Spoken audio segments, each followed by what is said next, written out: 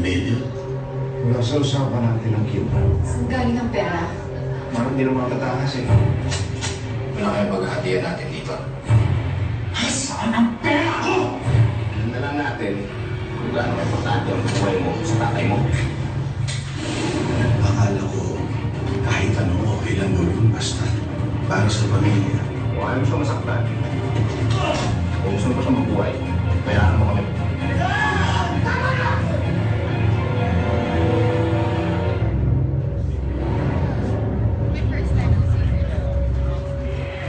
Okay, ayun. Hello, Dukot! July 30 na po in cinemas nationwide. Wow! Suspense drama ang genre ng pelikula ha. Medyo kakaiba for a Paul Soriano, type na. Hi, Dino! Ayan. Dino Pastrano in the house. Makatino naman na parang close kami. Hi, Dino! Can you greet everyone, please? Hello everyone, and sorry I'm late. Hello. Alright! Ayan po, halos kompleto na. Kasama rin pala yung napakahusay na si Ricky daw pa, no? Okay, the first question siyempre will come from our dear Tita Ethel. Can we turn the mic, Tita Ethel's? Can we turn Tita Ethel's mic on?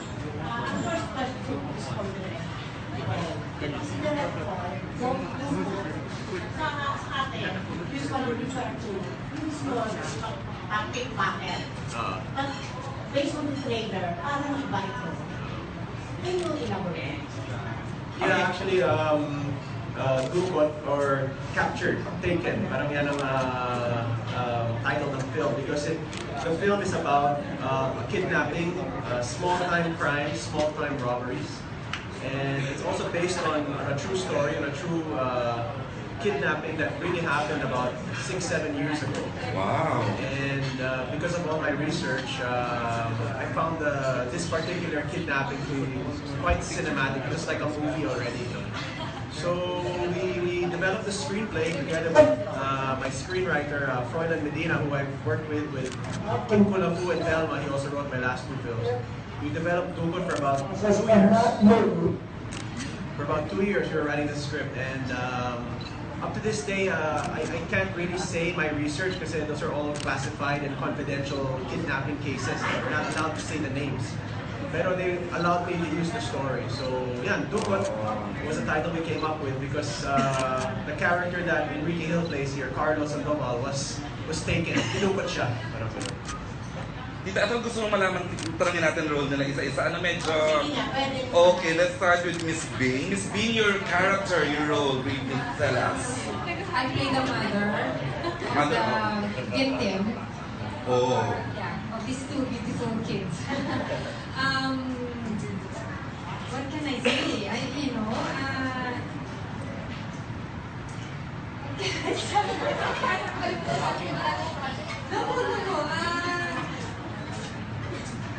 Ang hirap mag-relate, no? Kasi never pa naman ako naka-experience na ito. So it was really exciting to do the character because at saka mahirap kasi ang hirap to...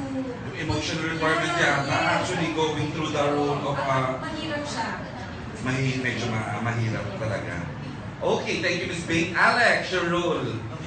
Yes, I play Jimbo. Ako yung napakabait ng Jimbo. Kapatid ko dito si Ping, strangely. Pero pangalan ni Ping dito is Alex. And we do this kasi we are driven to, yung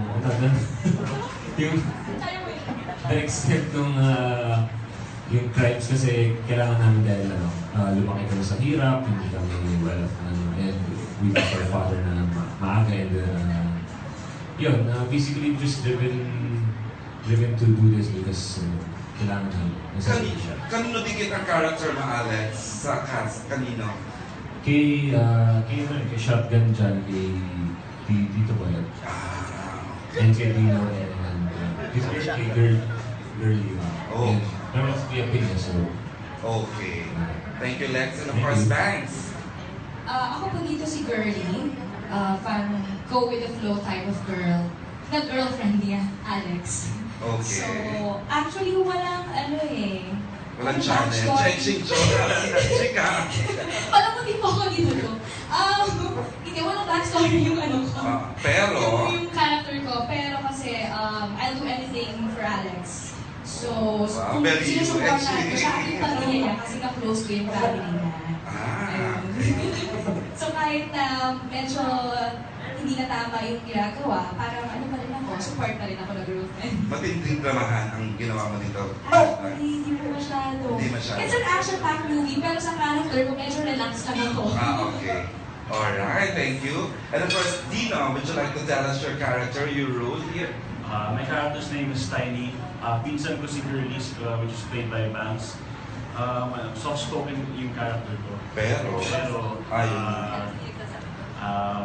matapang. mukhang may tinatago ano tong si Dino sa character. I'm very happy actually to be part of the film kasi normally, talaga ako, Johnny na person. So Okay. sa mga take namin ng direct, talagang I had to go in a certain mindset. Kasi grupo namin. Iba sa tunay mo, ano? Oo, kasi leader namin si Alex, tsaka Shotgun Johnny, tapos syempre kailangan desperate kami. So may mga kailangan namin gawin. Okay. Yun. Sige, antayin namin sa Yes. ang role mo dito. And of course, Brother Bo, please, your character. Yes, I play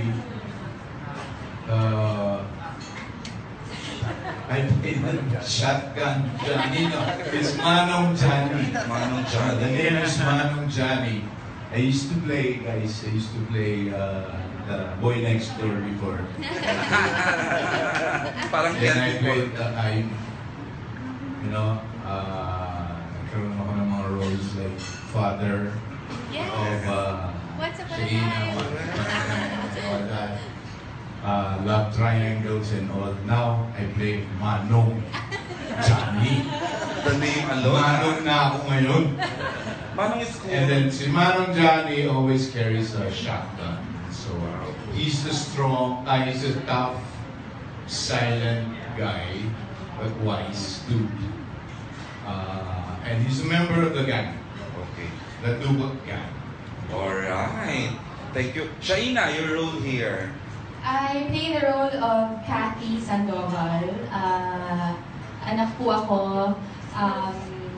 nila Tito Ricky, who is not here, Tito Ricky Davao. And ako ho ay para bago. Ako ho ay ang ate ni Enrique. Seryoso ba? Matanda na rin naman tayo, no? So, actually dahil na-check ko na yung nanay sa list ko, check naman natin yung ate. No, so I play a caring ate. She's also very responsible. She's a yogi, so meron siyang business. Pero meron akong kapatid na handang i-sacrifice ang kanyang sarili. So doon po magsisimula ang aming kwento. Interesting, ha? And of course, Ken, your role. Yes, ako po si Carlos Sandoval, the son of Tito Ricky and Miss Bing. And of course, ang kapatid po ni Kathy Sandoval, played by Shaina. Si Carlo, siya yung medyo black sheep ng family. So he felt he never fit in because never siya nakasunod sa yapak ng tatay niya. And for that, he feels like he was never accepted. Kaya pinaka-close niya sa family niya is Kathy, yung sister niya. Till nangyari nga itong incident na nakita niya yung sister niya. Yung sister niya, most likely is Carlos' whole life. Yung shoulder to cry and everything. So nakita niya, nakuhuli sa kanya. At siya yung favorite ng family. I opted na ako na lang siya, babae. So, yun. Doon ko nagsimula. Okay. Ken, medyo lumabas ka sa, sa security blanket mo nga na sinasabi. Wala kang love team ngayon. Yeah. So, what do you feel na sumusolo tayo ngayon ng suspense action drama? Okay, nung pinitch po sa akin yung movie, and the Paul was there, nag-meeting kami. Yung slideshow pa lang pinakita sa akin na first page. Okay, gawin ko. At something different, di ba? Hindi naman so, I want to try something new na hindi ko pa nagagawa before. And of course, with Direct Paul, sabi si Tito Boy and everybody, sabi yung game na to, let's do this. Something, out from my shell. Pero talagang... It looks fun kasi po. Once in a while, you wanna do roles like this. Oo, medyo action, suspense, something more. Alright. Tita Ethel. Ayan si Tita Ethel. Dahil very likely, kasi yung President Duterte's Yes. Na ano, Tita Ellen? Dukot. Charot lang. Bago mag-dahil kay MJ, Felipe, may tanong ako Go, Tita. kay Enrique. Kaya na. Sorry. Sa interview ni Director kay Boy Abunda last time, Ayan. ang description niya sa'yo, hungry act. Gutom talaga ako. Kung elaborate. Then siguro po kasi I told you, as my first time was, doing something else, like a suspense action.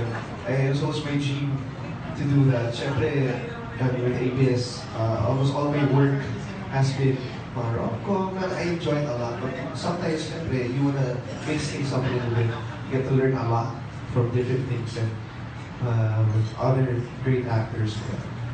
That's why siguro I got hungry kasi baan ko lahat yun eh. Parang iba yung vibe ng show. Kaya I enjoyed it a lot. And I wanted to learn. Ayun. Si MJ Felipe. Bago sa MJ. Na dapat ang intro. Oo. Na nasa bandila siya. TV pa show. MJ Felipe. Ako din hungry na. Charot lang. Hindi ba kumakain? Ako show kay Direk Ball. Direk, kanina sinabi mo classified info yung pinagpasiyan ito. Bakit can you give us a little background kung anong klaseng kaso to? Mayaman ba? Chinese? Pinoy? Classified na eh. Joke lang. Well, actually hindi pa kasi the cases that we studied are still ongoing. So a lot of the cases haven't been solved yet. So usually they don't speak. Although the reason why I had an insight into this particular story, he was my neighbor in So wow. we lived in the same street. So in 2008, 2009, I remember in the village association, they were passing out memo na may na Dukot and na kidnapped in this street. If you know anything, please let us know. So of course, as a storyteller, it grabbed my attention. No? Parang, wow, we're living in a movie. No? Parang they're giving me all these memos and stuff. So eventually, he did get rescued, and he was well. But it was just the journey of his rescue, the journey of the family that was so interesting. And I guess one of the reasons why I wanted to tell it, make it into a movie. No? And I got to speak with him firsthand, got to speak with his family. But yes, I keep their names classified only because some of the kidnappers are still on the loose. Diba? But maybe now with President Duterte, in the next 6 months, patay na sila. Grabe, madalas na yung mga dumukot. Pero Wala naman dito ngayon direct yung kidnapper. Charot lang. Parang may namumukha na. Direk, how is this different? Kasi nagkaroon na ng You're My Home, na parang ganun din yung theme, no? Parang pinukot din yung anak. So parang, paano siya madi-differentiate? Well, I guess, I'm not familiar with that story, but I guess, in my research also, I watched a lot of films that have tackled this genre, kidnap action. You have movies like Taken, the very popular Taken series. I watched a lot of films that, Panic Room was one of my inspirations also, Heli, a Mexican film. And I just studied it, and I guess, as a filmmaker, I tried to give it my own twist, my own treatment, that we can still take the audience for a ride, and get them on the edge of their seats, and journey with us with the Dukot. Thanks, Direk. Last question kay Shaina. Friend, medyo malapit sa inyo yung kwento nito. I don't know kung di man yung Dukot na Dukot itself, but your family went through something like this. Talaga ba? Yeah. Shaina, can you please tell us paano mo pinroseso yung pelikulang to doon sa nangyari sa pamilya niyo? Medyo malayo ang agwat because we did this movie February. I was doing my candidate, so medyo malayo po siya. Kailan lang naman nangyari sa amin to? 9 days without my pamangkin, no?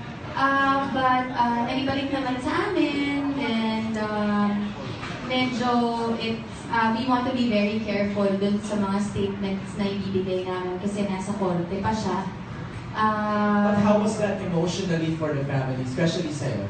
Actually, siguro kung ngayon namin ginawa yung Dukot, medyo talagang mas makaka-relate talaga ako. Kasi hindi mo alam, di ba, kung ano ba nangyayari. Mas lalo na yun sa amin, she's just a little girl, a baby girl. She's 7 years old.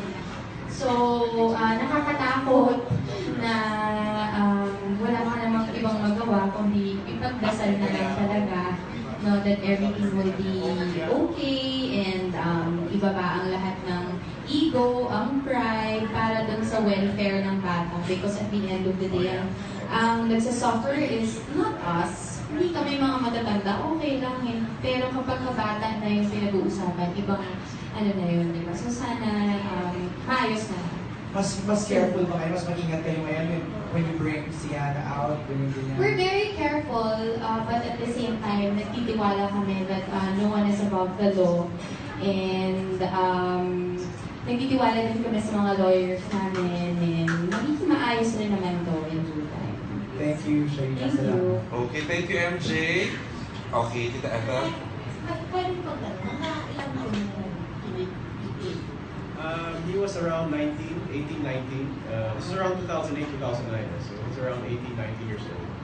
And I guess the reason why I also wanted to focus on this is because there's a lot of small-time crimes going on that, you know, we tend to forget.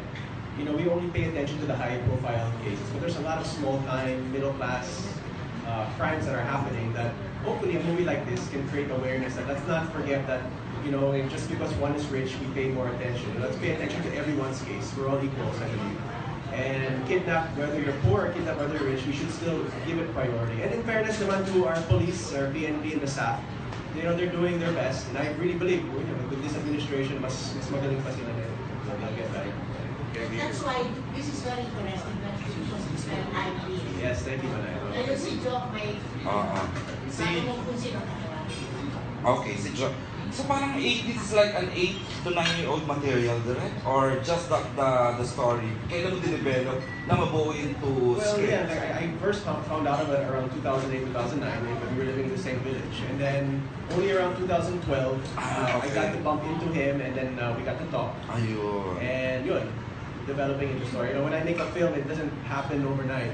As you can tell, I don't make a lot of movies. I don't churn it out a lot. I really pay attention to the screenplay. And it took me about 2 years to write this with Freud. Okay, so 20. Okay, si Mami Jo Bonsol has a question. Congratulations po, and I'm so excited to watch your movie. Ako din. Siguro tatanong ko for each of the cast before you took your role in this film and after. Ano po yung changes? Did you have conscious effort to research on the kidnapping cases also? Na-apektuhan ba kayo dahil sa pelikulang ito? At para kay direct naman po, parang may feel na are we going to aim for another international award because of this film? Kasi napaka-relevant yung film, lalo na ngayon, may bago tayong presidente. Okay. Let's start with Miss Bing. Nag-research ka about kidnapping? No, I didn't, but I have relatives. But I was a little girl kasi my cousin was a victim of mistaken identity. And, you know, we found her in Bulacan. She was kidnapped and she was killed. Ilang taon po siya? I think I was in high school. So it was a long time ago. So I only remembered it now. Yeah, that happened. We don't even know why, and we don't talk about it in the family. Up to this time, we never talked about it. Siyempre, it's difficult to bring that memory to my aunt and uncle. So hindi na lang namin pinag-uusapan. When I was doing my role, you know, I can just imagine how to portray it, but I'm very sure that it's not enough because I never experienced it. Mahirap talaga. I mean, you know, I imagine myself losing a child, and it's troubling. Pag binabasa mo yung script, parang, you know, the whole evening of just imagining it, and it's so painful. But that's about it. You know, I wouldn't want to experience it. Okay, thank you, Miss B. Alex, nag-research ka about kidnappings prior to doing this?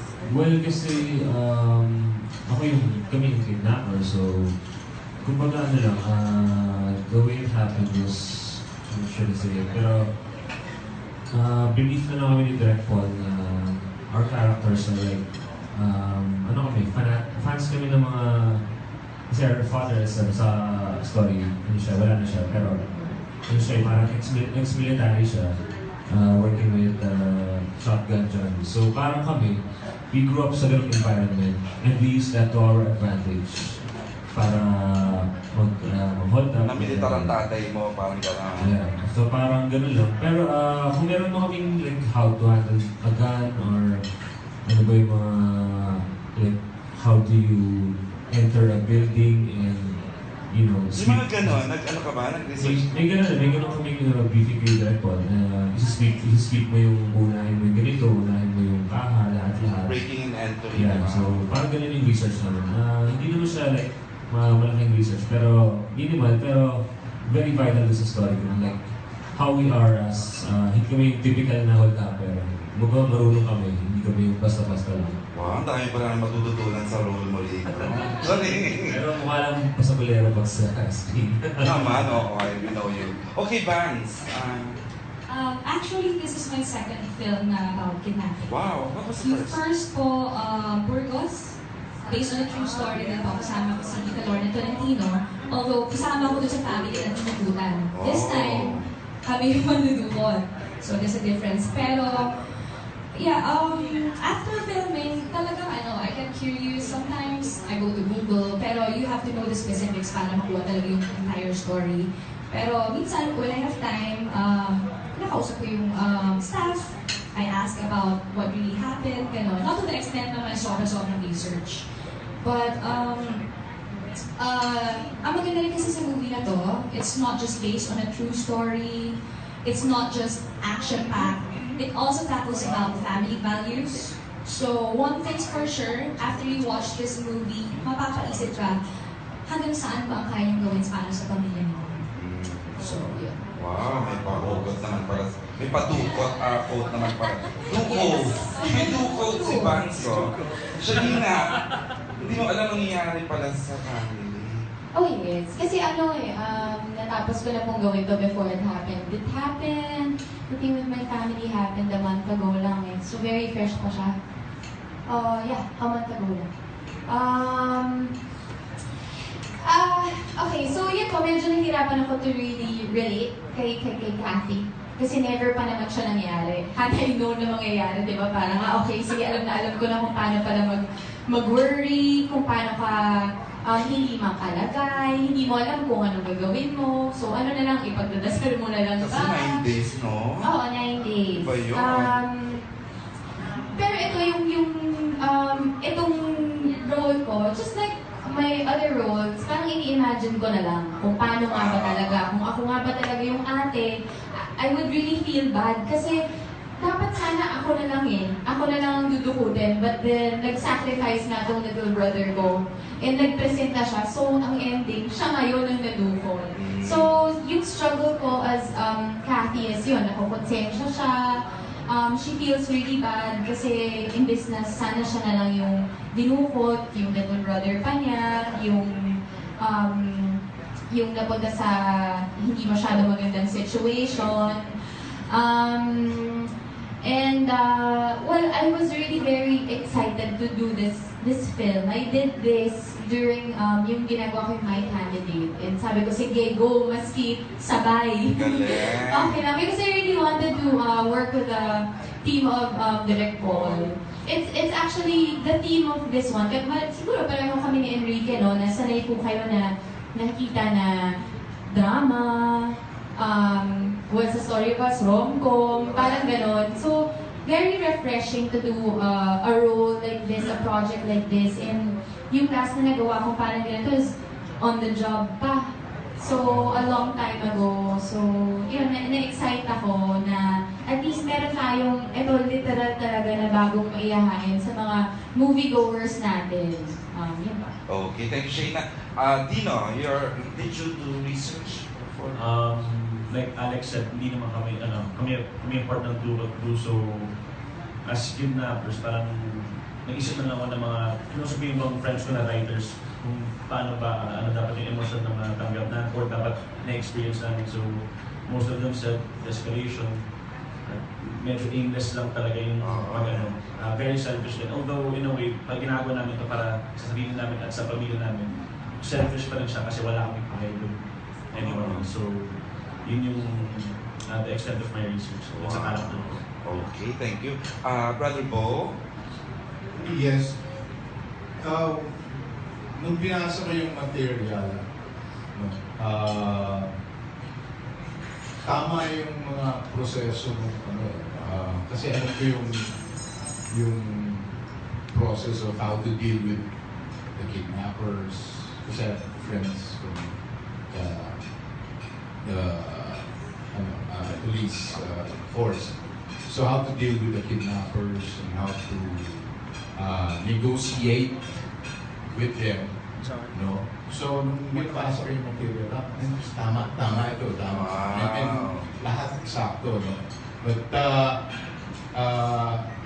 sa kabilang banda, ako naman kasi I'm part of the gang, of the gang, but hesitant ako. I'm not a kidnapper.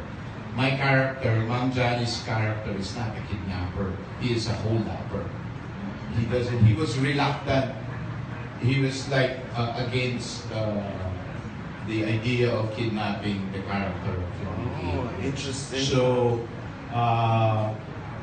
yung lusob and all the action scenes were tama, and our good director here was very precise with the execution of everything, the technicalities, and then of course, especially the emotions that comes out of the deal.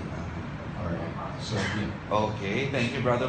Ken, ikaw Yes, research, yes. Nag-research po ako a lot about yung mga kidnapping na nangyari sa South, kasi it happened in the South. But not only that, kasi parang sa akin, no matter how much you research, I read a lot, I watch movies, no matter how much you research, but if you haven't really gone through anything like it, hindi mo kasi isipin. Nalala ko na nasa set kami, nasa loob ako ng cell, tapos may hands were tied, iniisip ko, ano kaya ang pinagdaanan ni Carlo, ni the real guy, doon sa sitwasyon na to? Pero ano talaga yung nasa isip niya, how did he handle everything? You can't really imagine unless you're in that spot. So, I only could picture what he might have done or what he might have felt in my mind. And maybe it might be, mahirap eh. Mixed emotions yun, hindi lang isa just fear, it's different, parang different things. There's some instances, okay, you're ready to, may ibang moment, okay, ready ka na mamatay. Pero a part of you, hindi pa. Parang, it's very hard. And I just noticed the whole time na nakakanta yung kamay mo in one day, it can make you go crazy. Nakasira ng ulo talaga. I mean, you try mo, isang buong ayoko it's really hard, kasi hindi ka sanay. Yun pa lang, it's just a small thing na nakatay yung hands mo. Feeling ko, masisira na ulo ko. What more pa lahat nangyayari sa akin. Papatayin ka ba o di ba? Well, that's not, oo. So, ibig sabihin yung pag-tayo ng hands is nothing, but for me, dahil, di ba, it's take me off. Naman take me off, pero it was so bothering my, it was different. Kaya hindi mo talaga ma-imagine. It's a situation you wouldn't want to be in. We all don't want to be in. Okay, Paul, for the awards and international recognition. Before I answer that, just wanted to add to the characters that these great actors here portrayed. Each actor, not just Enriquez, was also heavily researched. The character from Manu John is based on real criminals. So the character played by Alex Medina was based on a real criminal. We went to the prisons actually also, and we got to meet some criminals.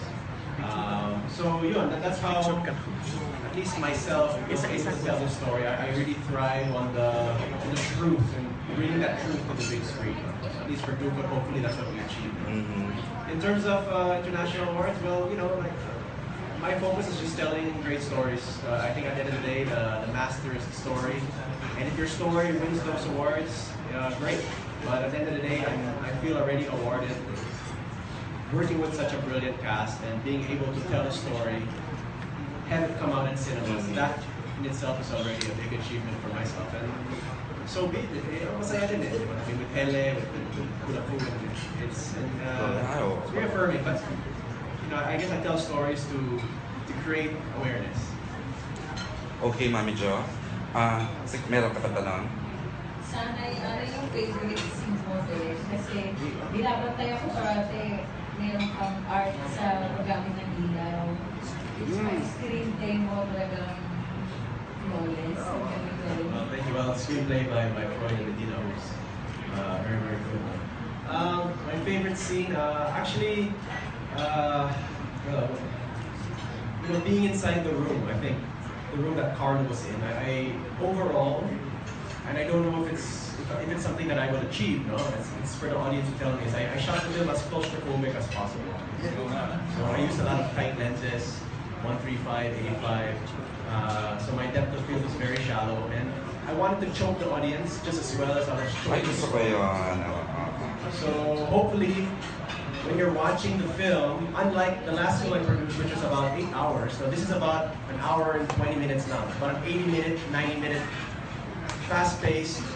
I want to keep the audience on the edge of their seats, and the only time you get to breathe is at the end. Pero yan ang tinry ko. And hopefully on the 13th of July, we get that reception. So, yun. Okay, thank you, Direk. Thank you, Mami Jo, for the question. Miss G. Juliana has a question, sorry.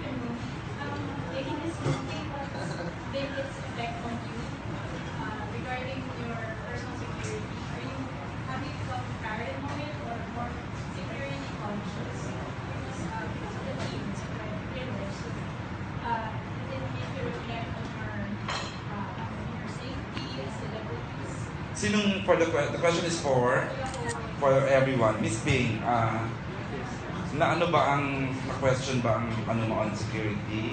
Medyo. Kasi you know, I don't lock my doors. Not even my main door. So now I do. I even lock my bedroom. Because of after doing the movie, So wow. I'm so trusting that, you know, I can sleep well at night. But I just realized that there are bad people out there. And, you know, it's not just the people that I know. So, yes, I'm more careful now. Okay. Alex, do you like, ano ba? Since we played the characters, hindi ko masyado isip yung like sa parang security. But I guess, when you actually get to see the film, siguro that's when you have that sense of, I guess, yung parang may paranoia ka na. Like, kasi kunyari, wala ka lang ng video sa Facebook, like, mga hino-hold up. Agad-agad. I think yun yung siguro I guess, message ng movie. I think I do. Pero I think the characters, so I can't really look at it from the outside as much. Okay, Banks? Yeah, I think I became slightly paranoid. I live in a condo, so sometimes iniiwan ko lang na-unlock yung doorknob ko. But after shooting the film, ano na, lagi ko lang nilalock all the time. I became more cautious. And I'm planning to have a third lock. Okay. Lalo na I'm just alone, so alam mo yun, kailangan ko talagang maging may... Hindi lang kasi siguro sa bahay ka dapat nagiging careful about that. Siguro even paglabas naman. Yes, yes. Kailangan lagi may kasama. Tama. Okay, Dino. I'd say I'm not really not paranoid, but I'm more aware. Because I try to put myself in the mind of these criminals, and it's just that they don't. In certain situations, they really just care about themselves, and that's what I'm trying to. Well, hopefully, will never happen to anyone in this room, but definitely more aware of these kinds of people around. Thank you, Dino. Brother Bo, please. Yeah, I believe in saying better safe than sorry. Okay, so I lock all my doors. My fences are with really sharp. Yeah, and of course I'll be there. I'll go there later. Saka I have dogs, and then I lock my front door. All the doors are locked. Even the rooms, all the rooms of my children are locked. Every night I have CCTV and all that. And about so CCTV, talking about that. About 3-4 months ago. You had it installed? No, 3-4 months ago, may pumasok sa bahay. Tama-tama, nakita ko. Binaril ko. Binaril ko. Hindi ka naman pinatamaan. Hindi ka pinatamaan, pero binaril ko. Nagtatakbo sila. Ilan po, Brother Bo? Tapos, isa yung nakita ko. So, this happened to me several years ago. Pero ito nangyari couple of months ago lang. Pero may nangyari din, matagal na, but nahuli namin yung magnanakaw. Kilala po ba namin, Brother Bo? Okay, wow. Yeah. I'm gonna say sorry. I also have all my first aid kit in case of the big whatever comes. All the cards have. I'm prepper actually. Oh, that's good naman. Actually, all my cars have mga first aid kits. All the cars, including my children's cars, have kits. It's just now. You have to be safe.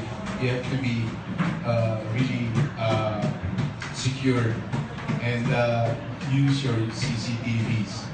So thank God. And first and foremost, siyempre, pray. Always pray for protection. That's the most important.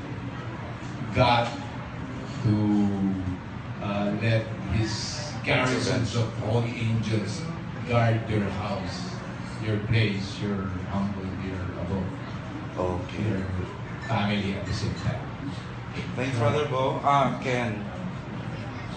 Ako naman wala pa akong experience sa ganyan. Pero sila naman na ako na paano na mag-target at sa bahay ni Tito Bo. Huwag na, ayaw kawawa. Pero sa akin kasi, it's a scary thing kasi ako, I would do anything for my family.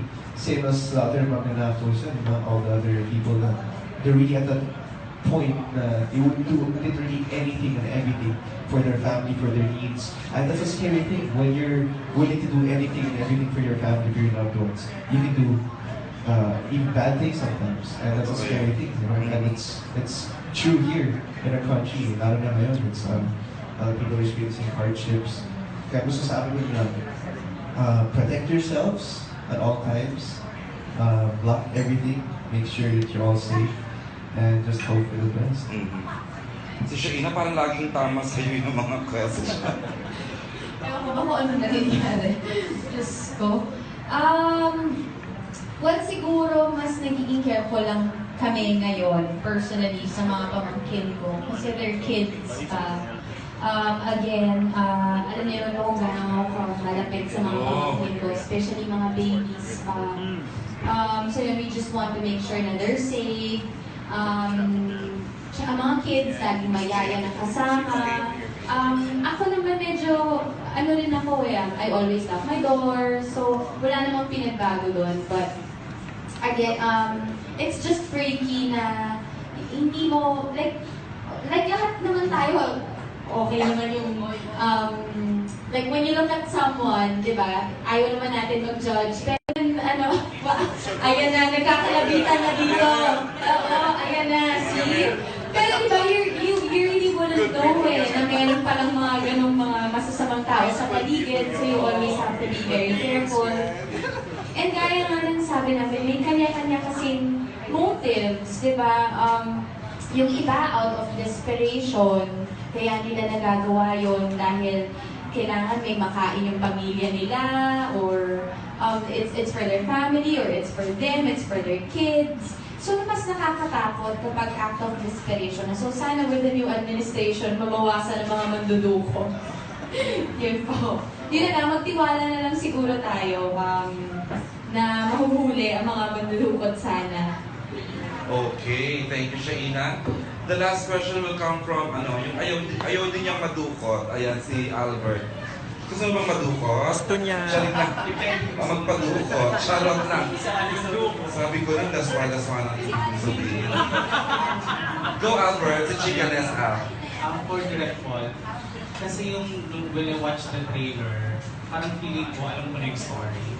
Tapos the title itself connected already with what I'm seeing in the trailer. What else can I expect na parang sasabihin ko, papanoorin ko na apart from that?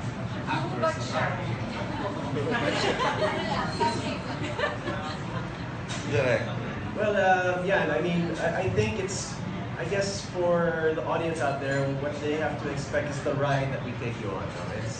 If you don't know if we're going to go left or right, straight forward, backwards, I hopefully as a filmmaker, that is what I gave the treatment to Dukot. Yes, you can tend to know. I guess the best way to do it is sometimes when you watch true to life stories, you tend to know the ending already, right? But it's the journey, it's the untold truths behind it that draws my curiosity. And I mean, when I shot Kid Kulafu, we all knew Manny was a champion in the end, but I showed you his journey there. And I think with Dukot, that's what I want the audience to see, is the journey of a family, of two different families actually. It's not to get into the way we wrote this, but it's also a discourse on parallelisms. Meaning, you have a family that's a middle class striving to do good. You have another family that's also striving to do something to support, but the way they're making their money is different. One is through crimes, one is through. So we is Enrique. So I guess there's techniques like that that can also entertain the audience. I think it's full of suspense. Like I said, the way I cut it also is very fast-paced. Hopefully that you don't even have time to go to the bathroom or eat your popcorn. Once you eat that first popcorn, tapos na yun. Ay, gusto ko yun. Sana. Yan ang hope we achieved. Right? And then again, working with such a great cast. I think we put words on a paper, but they breathe life into the characters, each and every one of them. It's not hard, like the cast said here, it's hard to portray something that's never really happened to you. And I never want any of this to happen to any one of us. But they're great actors, and I think that's what acting is. I think some of the great moments here, that's why I really feel everybody shines, that the acting here, there was a lot of great acting. I remember when, I think it was Ricky Davo and then Christopher Deda, when we would throw lines, even myself, when I was in that room, I felt like, oh my God, you could feel the acting is reacting, and they really felt that and fed that off each other. Wow. So it's a great ensemble, and hopefully we take you for a ride on the 13th of July, and something you guys all enjoy. Speaking of 13th of July, you'll be competing with a local film also na really expect. Ano? Ha? Ay, hindi naman kami ganun. Nasa bayan kung sa bayan, di ba? Direct, I think it's great for Philippine cinema. I mean, I think it should be a normal thing where you have local films going against each other. It only means that Philippine cinema is thriving when we're now sharing play dates with one another. Usually, it's one Pinoy film a month, or the other two Pinoy films a month. But now that we get to share play dates with fellow films made from the Philippines, it only means that we're in a thriving industry, and it's a great time to be a part of Philippine cinema. So, yeah, it's cool. I think it's okay. I think it's something people now can enjoy going to the movies. There's options, there's choices. Okay, you're done, Albert? That would be the last kasi meron siyang five. Okay, the last question. Go ahead. Yes. Ano nangyari sa cover ng phone mo? Dukot. Okay, go. And so, for Ken, reaction of, syempre sisingin ko si Liza. How was the reaction of Liza? Na parang I think for a while, kayo talaga palagi magkasama in, I think for the past 2 years.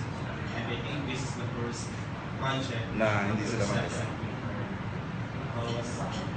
I mean, she was, supportive naman siya sa akin sa lahat ng mga ginagawa ko, sa lahat ng projects. And when I say, kasi siya actually naingit eh. Kasi she wants to do an action film so talaga ha? Actually, so, especially yung umaligid yung mga Darna cheese Roselle. Is she gonna do Darna ba talaga? And she joke lang. Sorry lang. Well, basta magagawin niya, the support, the same thing, I'll support her whichever way she deserves it. Yun. I mean, actually naingit talaga siya kasi she wanted to do some action films. So, maybe soon, may gagawin din siya. Actually, very supportive si Liza. Nag-tweet siya a couple of days ago promoting at Dukot. Okay, thank you, Albert. Okay, so this is parting shots. Now I would like to hear from Dino.